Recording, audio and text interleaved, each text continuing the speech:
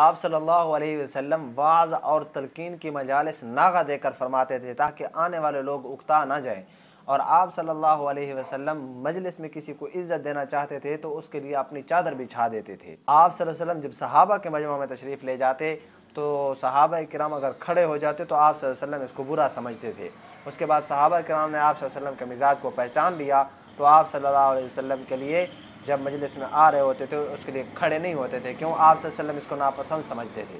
आप सल्लल्लाहु अलैहि वसल्लम सहाबा किराम की मजलिस में मौजूद होते और जब वापस अचानक घर जाने का इरादा होता, अगर आप सल्लल्लाहु अलैहि वसल्लम अपने जूते पहन कर जाते तो सहाबा इकराम ये समझ जाते कि आप सल्लल्लाहु अलैहि वसल्लम दोबारा वापस नहीं आएंगे। अगर ऐसे आप सल्लल्लाहु अलैहि वसल्लम गुफ्तगू करते हुए घर चले जाते तो जूते नहीं पहनते थे, चले जाते थे, तो सहाबा इकराम ये समझ जाते थे कि आप सल्लल्लाहु अलैहि वसल्लम दोबारा वापस लौट कर नहीं आएंगे जल्द। अपने जानू मुबारक को अपने हम जलीसों से आगे ज़्यादा नहीं बढ़ाते थे ताकि इम्तियाज़ ना पैदा हो जाए।